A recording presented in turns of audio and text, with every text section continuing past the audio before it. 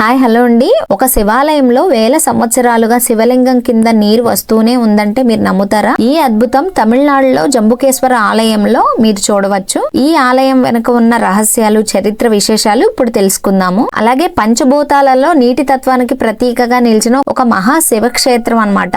గర్భగుడిలో ఎప్పుడు నీటితో నిండిపోయే జలలింగం, పార్వతీదేవి స్వయంగా పూజించిన పవిత్ర స్థలం అన్నమాట. ఇదే ఈ జంబుకేశ్వర ఆలయం అన్నమాట. అసలు ఈ దేవాలయంలో అయితే ఒక రహస్యం ఉందండి. శివలింగం చుట్టూ ఎప్పుడు నీరు వస్తూనే ఉంటుంది. ఈ నీరు ఎక్కడి నుంచి వస్తుందో కూడా ఇప్పటికీ చాలా మందికి ఆశ్చర్యకరంగానే ఉంటదన్నమాట. అసలు ఈ జలలింగం కథ ఏమిటి, మనం దర్శించిన జంబుకేశ్వర ఆలయం గురించి అయితే ఈ వీడియోలో తెలుసుకుందాము. హాయ్ హలో అండి, అందరికీ నమస్కారం.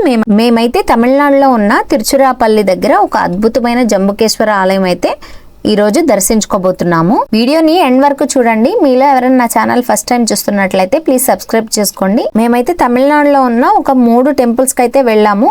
నేను వీడియోస్ అనేవి 3 పార్ట్స్ కింద డివైడ్ చేసి మీకైతే వీడియోస్ పోస్ట్ చేస్తాను. అంటే ఒకటే వీడియో కాకుండా పార్ట్ 1, పార్ట్ 2, పార్ట్ 3 లాగా మీకు వీడియోస్ అనేది పోస్ట్ చేస్తానన్నమాట. ఈ రోజు అయితే ఈ జంబుకేశ్వర ఆలయం గురించి అయితే వీడియో పోస్ట్ చేస్తున్నాను.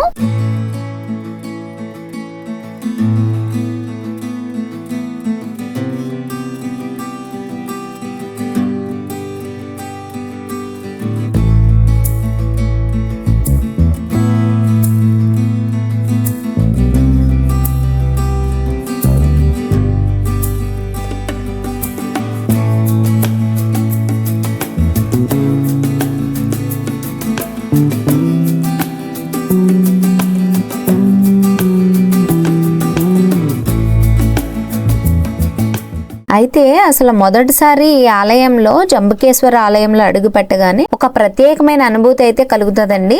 ఎందుకంటే వేల సంవత్సరాల చరిత్రను తనలో దాచుకున్న ఈ దేవాలయం అనేది పంచభూత స్థలాల్లో ఒకటన్నమాట. పంచభూతాలు అంటే నీరు, అగ్ని, గాలి, ఆకాశం. వీటిలో నీటి తత్వాన్ని సూచించే క్షేత్రం అన్నమాట ఈ జంబుకేశ్వరం. ఇక్కడ శివుడు జంబులింగం లేదా అప్పులింగం రూపంలో కొలువై ఉంటారన్నమాట. మేము 10 o'clock కల్లా టెంపుల్ కి అయితే వచ్చాము. కొంచెం ఖాళీగానే ఉందన్నమాట టెంపుల్. అసలు ఈ టెంపుల్లో అత్యంత ఆశ్చర్యకరమైన విషయం ఏంటంటే గర్భగుడిలో ఎప్పుడు కూడా శివలింగం చుట్టూ నీరు అనేది ఉంటుంది ఎప్పుడు కూడా. అందుకే దీన్ని జలలింగం అని అంటారనమాట. ఈ ఆలయం పేరు వెనక కూడా ఒక ఆసక్తికరమైన కథ ఉందండి. పురాణాల ప్రకారం ఏంటంటే పార్వతీదేవి అఖిలాండేశ్వరి రూపంలో ఇక్కడ తపస్సు చేశారనమాట. సో కావేరి నది జలంతో స్వయంగా ఒక శివలింగాన్ని తయారు చేసి పూజించేవారు. ఆ తపస్సుకి సంతోషించిన పరమశివుడు ఇక్కడ ప్రత్యక్షమయ్యాడని చెప్తూ ఉంటారనమాట. మరొక కథనం ఏంటంటే ఒక ఏనుగు ప్రతిరోజు ఈ లింగాన్ని భక్తితో పూజించేదట.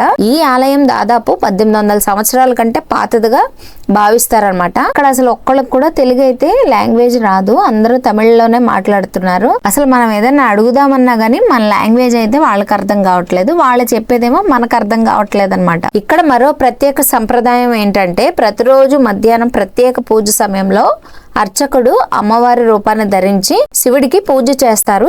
ఇది పార్వతీదేవి శివుడిని ఆరాధించిన సంఘటన గుర్తుగా జరుగుతుందని చెబుతూ ఉంటారనమాట. అయితే ఈ టెంపుల్ 5 ఎకరాల విస్తీర్ణంలో 5 ప్రాకారాలతో 7 గోపురాలతో అయితే ఈ ఆలయాన్ని నిర్మించారు. చూస్తున్నారు కదా ఈ ఆర్కిటెక్చర్ అయితే ఎంత బాగుందో.